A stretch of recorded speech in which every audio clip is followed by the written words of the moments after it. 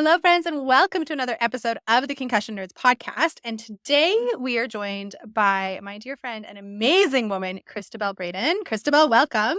Natasha, thank you for having me. I am so grateful and excited to be here today. I am so glad you're here. And for those that don't know, Cristabelle is also one of our speakers for the upcoming Concussion Nerds Virtual Summit. She is also going to be helping me kick off the summit with a live performance of one of her songs. This woman, my friends, if you don't know her, you need to go give her a follow. You need to check out her podcast. I have been honored to be a guest. Is it like coming up three times? Yeah. Release? Yeah. So we just did an episode. It's going to drop this week over on Cristabelle's podcast, and we talked about some really amazing things. So I've been honored to be a guest over the years 3 times on Cristabelle's podcast. It's called Hope Survives.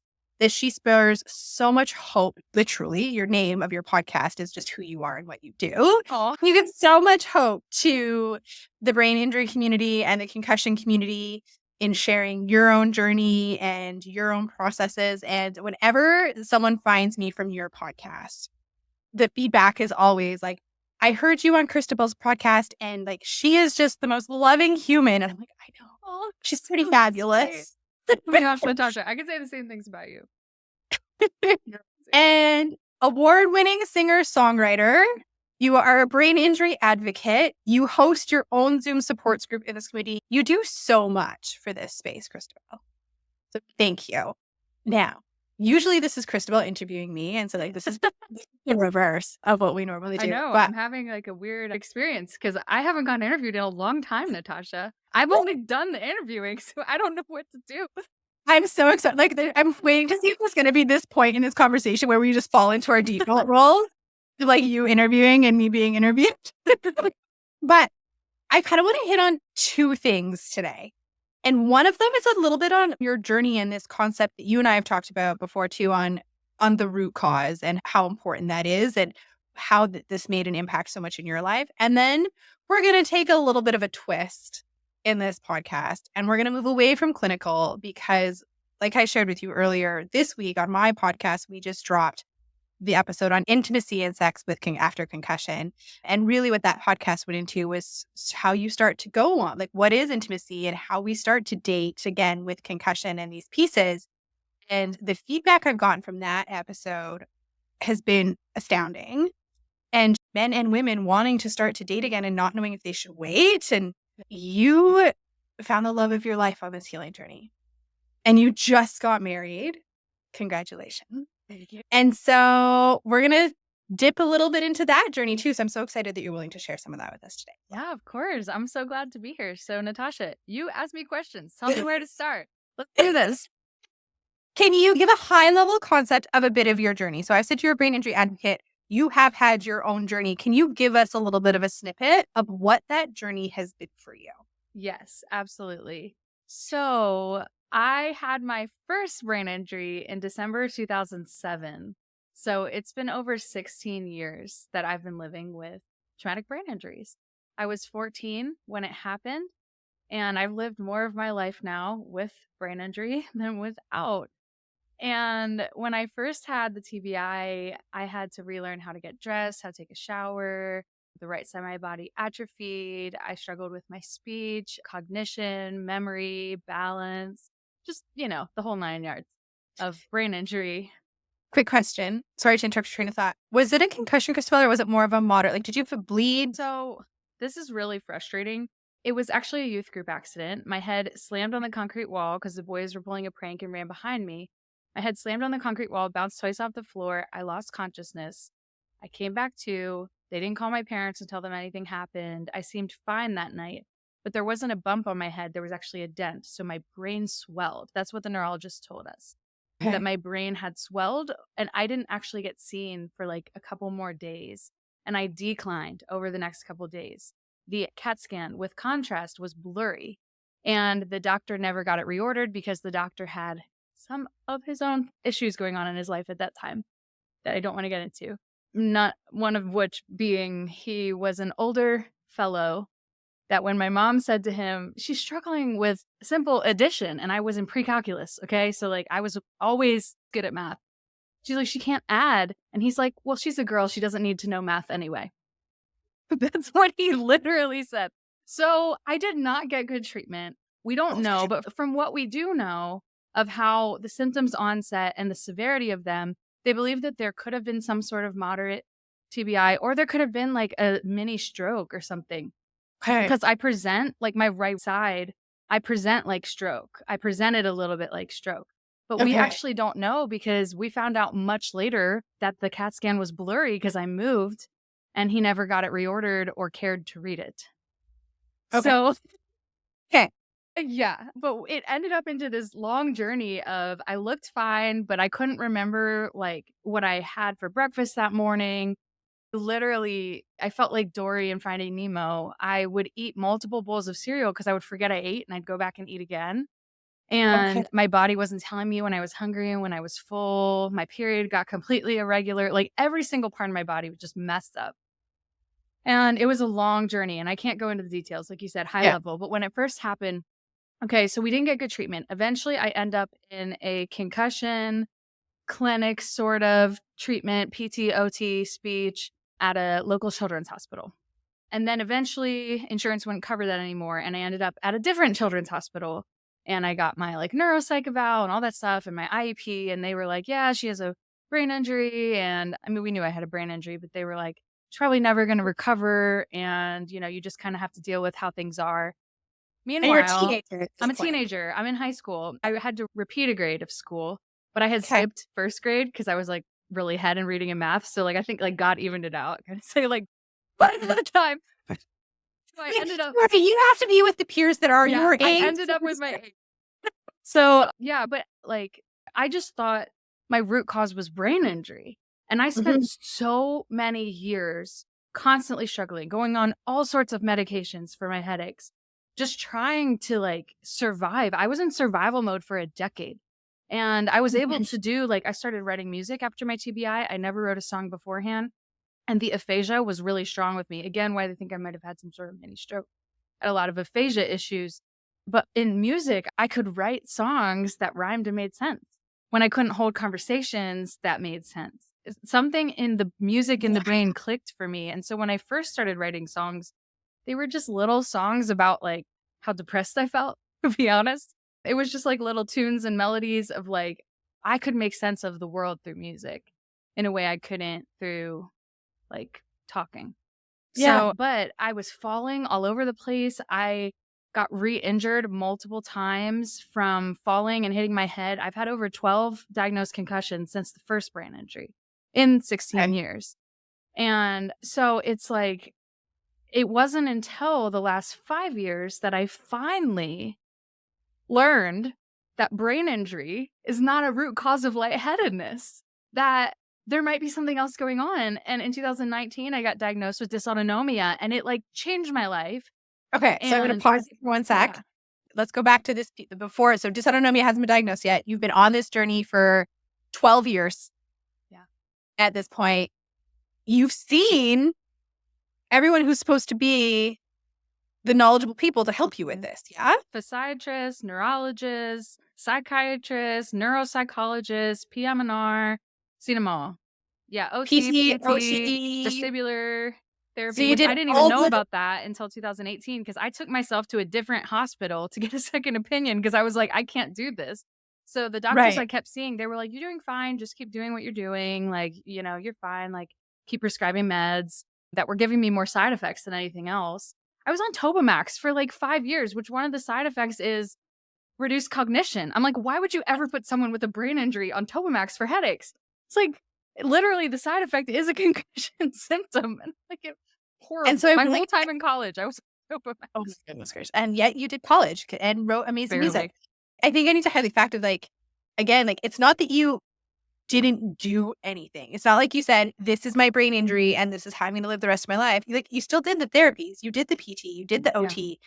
And I'm going to guess, because again, this is what we see in the space, is that your therapies were a lot of here's how you manage this condition. Well, and then the And doctor just said they're not necessary anymore. They stopped me on them for a very long time. I spent years and I didn't do any. And I'm okay. still like just, you know, fumbling through life. And it was in 2017, 18 when I was doing a lot more conferences and speaking. And I was like, there's a lot more stuff out there. And so I took myself to a different rehab hospital. Well, my mom took me. Still don't have my Yeah. driver's license. Working on it. But I was like, I need another opinion. And so we went to a concussion clinic at like a different hospital. Okay. And she was like, let's get you in like a vestibular therapy. And that was 2018. But then, like, the whole time I'm feeling like I'm going to vomit. And they're just like, oh, you're going to have worse symptoms after like your sessions, just keep practicing. It was just making everything worse. Like, I don't think it helped at all. Okay. They were just trying to get me used to the feeling of feeling like I was going to vomit. Habituation, so then you just cancel it out. And you're like, okay, I'm good now, so I don't feel so shitty. Yeah, but it just felt, Didn't it quite didn't work. help anything. So then how all of a sudden, so like 2019, you got the diagnosis of dysautonomia, which is like light bulb moment of like, oh shit, I'm not supposed to feel dizzy when I go from lying to standing. Yeah, And it's not me being out of shape. I just yeah, kept exercising more and more, thinking I was out of shape, giving myself exercise intolerance, making myself feel worse, getting into the high intensity workout, thinking I'm out of shape because when I go up the stairs, I get out of breath. I thought I was out of shape. well, and fair enough, right? Honestly, so many people, when they're like, I have POTS or I have this thing, like the treatment is exercise, but that shouldn't, it's like, it's more than, but that is the default is that, right? So you're putting yourself in this rehab program, but it's like, and then I want to figure out like, how did this gift of this moment come about for you? But like, how did it feel to have someone explain to you that it was like, no, like, this is how these things, because I know who you work with, right? And so who is like, when he explained to you, like, this is what's happening in your vestibular system and your oculomotor system. And when these two things don't talk together, like, this is an error signal. Yeah. And Your this eyes then, aren't working together. Natasha, yeah. the year Like, before, I went to the local like rehab hospital. I put myself in an evaluation for vision therapy. They were like, "Oh, like you're pretty fine. Like you'll be fine." My eyes were not working together. They told me I didn't really need it because I wasn't as severe as others. Meanwhile, I can't barely read. yeah. So how did this moment come? So Dr. Schmo was who in 2019? Actually, the vestibular therapy that I went to that I just told you about that was just Yeah. habituating things. I had found out about dysautonomia through my own brain injury under Okay. research and online. And I had her take my heart rate seated to standing. And she's like, oh, yeah, you have like it's going up more than 20 or whatever it's supposed to be. Okay. And they sent me to a cardiologist. And I Hmm. saw a cardiologist and he did a tilt table test and a Holter Hmm. monitor and an EKG. And he diagnosed me with dysautonomia. So I got a diagnosis through a cardiologist right before the first time I went and saw Dr. Schmo at the Functional Neurology Okay. Center.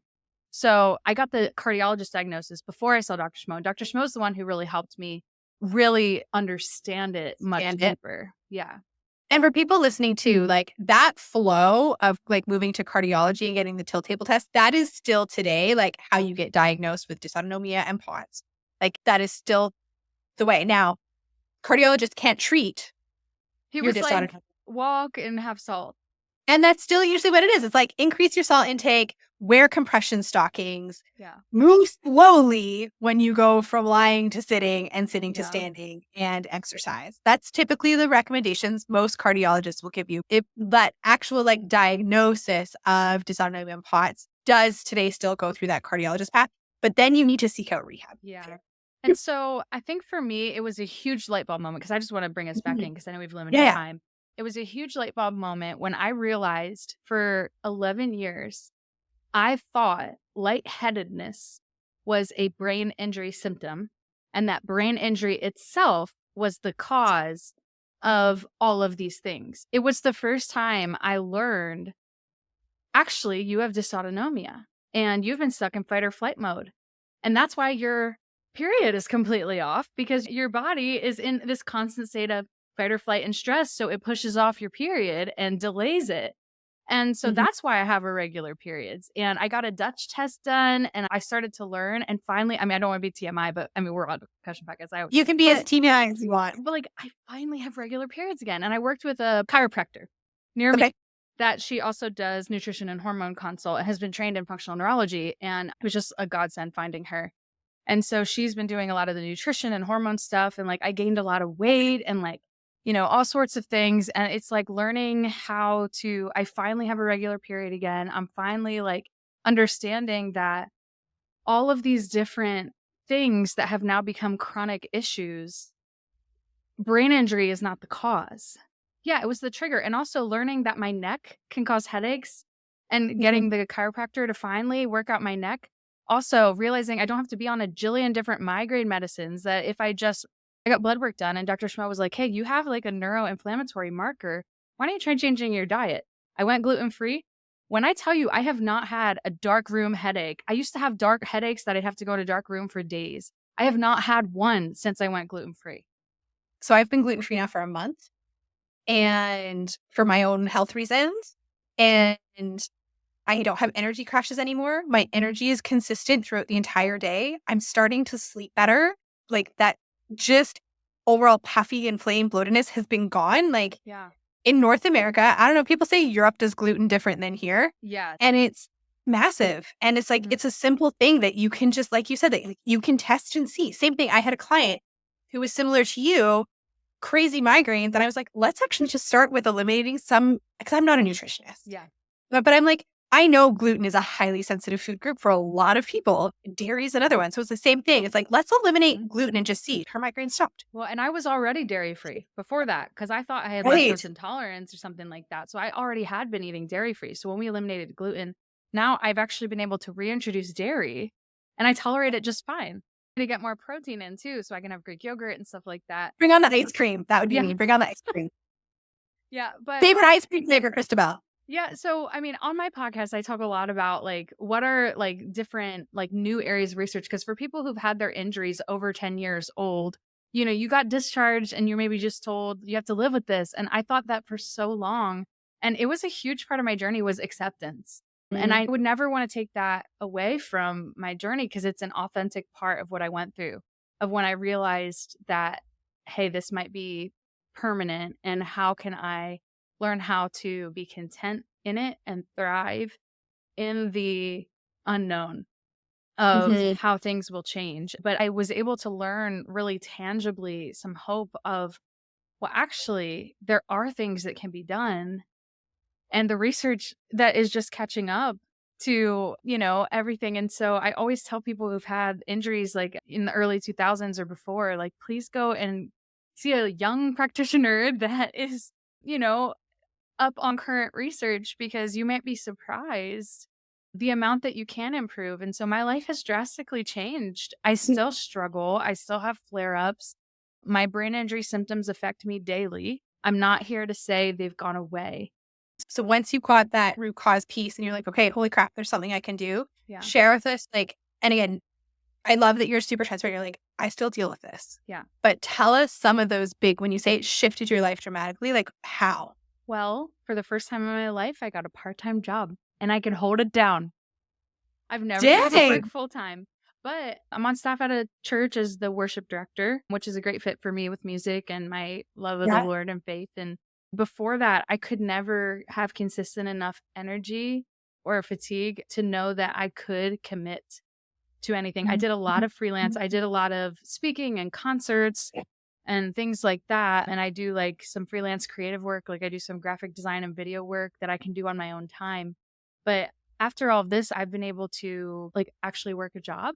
I went back and got my master's degree, which my undergrad, I like died during it, like symptoms wise. My master's degree, I got a master's in theological studies and I enjoyed it. It was like, it was I love so that. hard, but I actually enjoyed the reading because my eyes were working. So it was like I could actually How does it work? Hey? and I had reading comprehension and I still had accommodations. I still used my accommodations.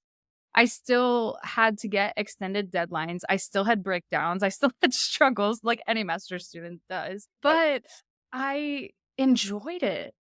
And I got all A's. And I realized I was capable of more than I thought that I ever would. And it kind of brought me back to I was a very nerdy child. And I felt like I lost that piece of myself. And it brought me back to a love of reading. And, you know, I was reading like in kindergarten so advanced. That's why they skipped me first grade. Like I always loved to read.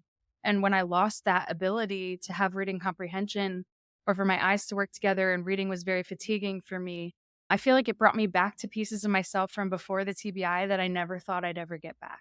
Oh, I love that. Oh, because I'm thank still you. me. But for a long time, I didn't feel like I was. I felt like I had to accept this Christabelle 2.0 or like I had to accept that I was different and that maybe I was never, but now I've realized that I've always been me. Mhm. I think we said too is, I mean, obviously this has been a journey. And like you said, you've lived with your life, more of your life now with this than without. And I just also think of the gift of your music. And you've always been a person that you acknowledge the hard, Christabel, and you don't ignore it. You don't shove it down, but you also see the gift. Thank you. And that is such a beautiful thing to be able to do when you're on this Yeah. path. So I just want to hear like words of advice in the sense of like dating and deciding to like kind of get back into that. Like, what could you share for those of us that are like, this is something I want to start exploring? So, like you said, I just got married and it's been a beautiful experience. I mean, he is the love of my life. He's learned so much about TBI, even since we've been married the last 2 months. But I also had an abusive relationship in my 20s. And I did not see a lot of the red flags. And I was very easily manipulated in that situation. And so, with my husband, when we started dating, I immediately brought my trusted people to meet him. And I immediately started telling him about my brain injury because in the bad experience I was in, it was always like, don't tell your parents or like, don't tell your friends. There was a lot of secretiveness, which often happens with abusers. Like, he would abuse me and then he'd be like, oh, but this is just between us. Like, you know me. They don't know me. They won't understand. Like, and I was in this like cycle of abuse with this horrible situation. And so dating after brain injury is scary and it is hard and you don't know who to trust. And I only share that part of my journey because I don't think I can share the beautiful place I'm in now without the hard that I went through before that. But the question is always like, when do you disclose your brain injury? How do you disclose your brain injury? Do you disclose your brain injury? And I Yeah. would say it really depends on the circumstance.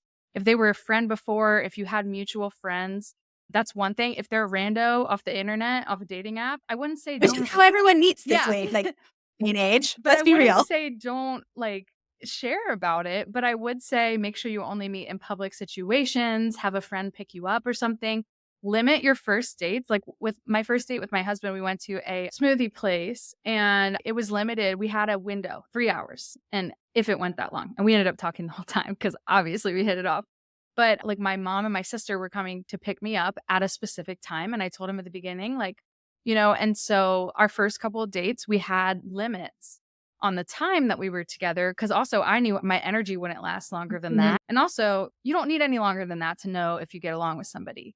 So it's like, And if you know, like first 30 minutes, yeah, you kind of know. if Yeah. you're like, well, in for conversation and it's like awkward silences, you're probably like, let's wrap this up Well, pretty and we were quickly. in a very familiar space to me. We were in an outdoor like shopping mall area that I've been going to since I was like young.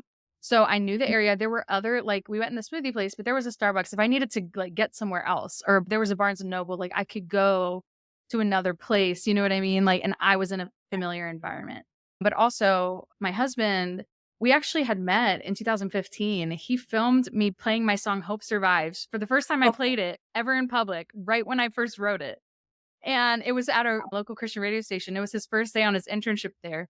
And he filmed my performance of me singing Hope Survives, the first time I ever sang it in front of anyone.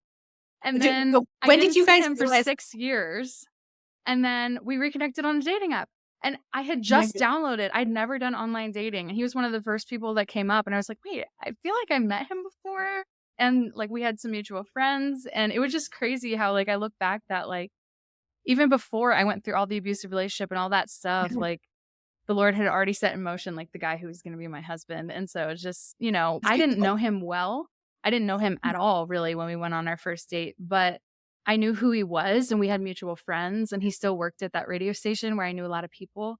So that was my situation, which is, but within like a month after we started dating and he asked if we could be exclusive, I introduced him to my parents, my family, and my best friend because I needed their input. And so I think that's important. And I told him about my brain injury right away, but also if you Google my name, brain injury comes up. So I'm like, I'm very open about that.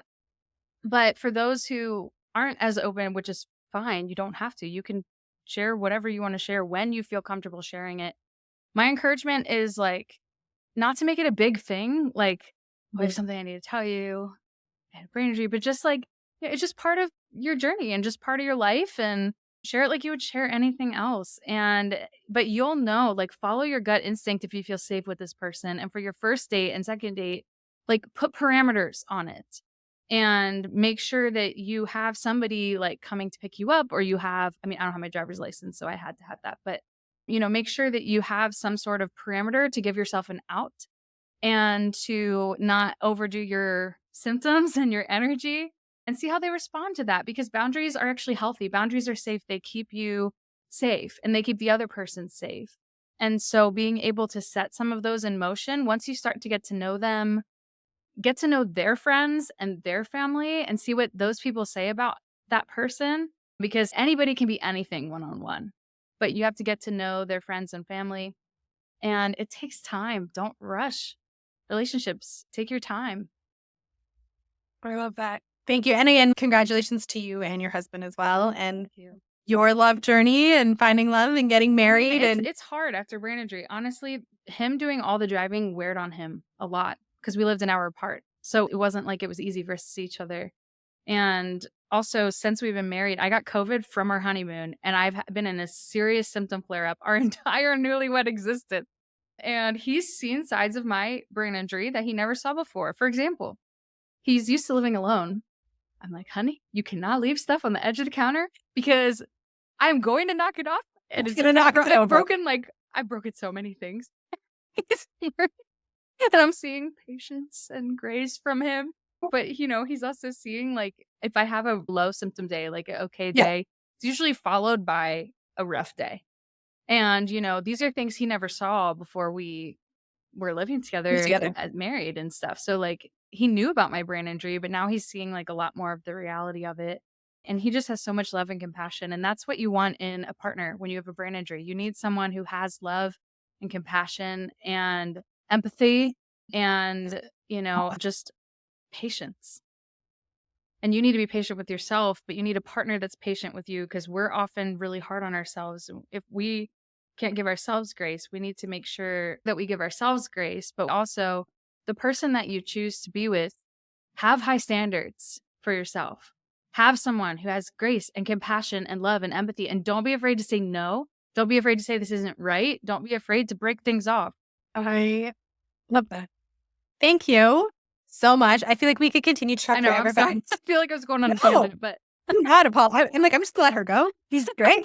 Do not apologize. Well, we know we could talk forever, but I am going to wrap us up. Just like time. Cristabelle, thank you so much for being here and for being on my podcast. It was fun. Thanks for having me. Have to do it again. You guys, you want to hear more from Cristabelle? She's speaking in the clinician track for the summit. And then you're on one of the panels, I think it's the clinician one. And then, like I said, she's kicking us up. She's at the summit a few times, my friends, a few times. I'm on the healing journey panel. I think healing journey panel. Yeah. Then the healing journey. I brought my mom on the clinician panel as well. We're talking about chronic brain injury stuff. I love it. And then singing. Cristabelle's in the summit a few times. Just because she's just an amazing woman. So follow her on Instagram. What is your Instagram page? I have 2 pages, at Cristabelle Braden for me and my music and my stuff, and then at Hope After Head Injury for brain injury stuff. Okay. And then the podcast is Hope Survives. Go check out her podcast if you don't already listen to Cristabelle's podcast. And then if you have not registered for the summit yet, the link is below. Whether you are on a healing journey or whether you are a clinician, there are free and VIP passes available for you to come learn from amazing humans like Cristabelle in this field. So, Cristabelle, thank you for being you. Thank you for being here today. Thank you for having me. To everyone else, we will see you next week. That's today's episode. Thank you so much for tuning in. If you liked what you heard, give us a like, give us a share, give us a tag on Instagram, and please never hesitate to reach out. We love communicating and connecting with you. Until next week, my friends, have a marvelous day.